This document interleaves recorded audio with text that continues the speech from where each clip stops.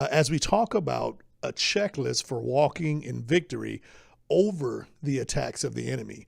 In our daily living, we wake up every day, we're trusting God, we're following God. But just like He has a plan for our life, so does the enemy. The enemy wants to ultimately get you off of God's plan, get you out of His wisdom, so that He can get you away from seeing, recognizing, and experiencing the power of God. I mean, because why would He want you to experience God's power and then go and testify of that power? Why would He want your life to be a light in the life of another? So He wants to work overtime by attacking the way you think to get you to believe something other than God. In order to, I might as well just say it, in order to make a fool out of you. The enemy wants you not walking in the wisdom of God so that you'll never find your way to the will of God or the way of God. And when you find yourself out of His will and out of His way, you find yourself further away from manifested blessing in your life. So we want to talk about how to recognize His attacks and then walk in victory over those attacks. And I'm going to give you a checklist. It's going to be 10 things, and we'll take 2 at a time in our sessions together. Number 7 and number 8, as we look to walk in victory over the attacks of the enemy. Number 7 is walk in faith and trust God.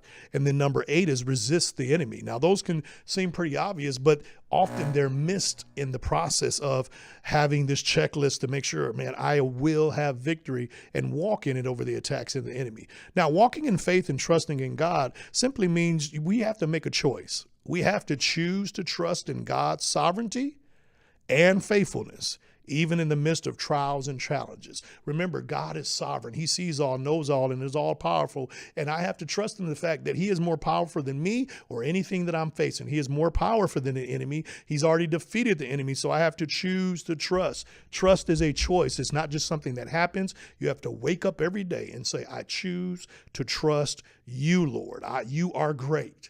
What's that song? You are great. You do miracles so great. There is no one else like You.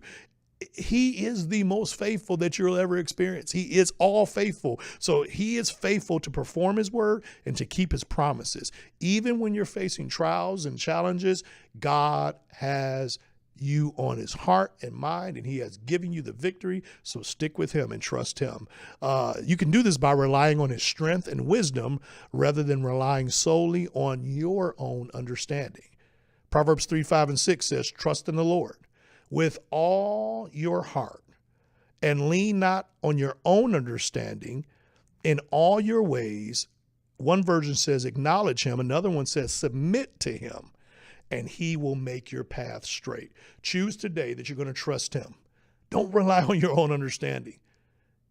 Prioritize His word, His power, His sovereignty above yourself, His plan, His purpose. Put that above all else. He knows the way out of the mess that you may find yourself in. And then submit to Him. Say, Lord, what do You need me to do? How do You need me to respond to this, if at all? Do I just wait, Lord, or do I move? And He will make your path straight. That thing looks crooked, then all outdoors in front of you right now, but I need you to understand He's going to make that thing straight. So you trust Him and it'll work out. Number 8 is resist the enemy. Resist the enemy. The enemy is going to keep attacking. He's going to keep bombarding you with all the lies and all the circumstances and all the negativity. Just like trusting God is a choice, resisting the enemy is also a choice.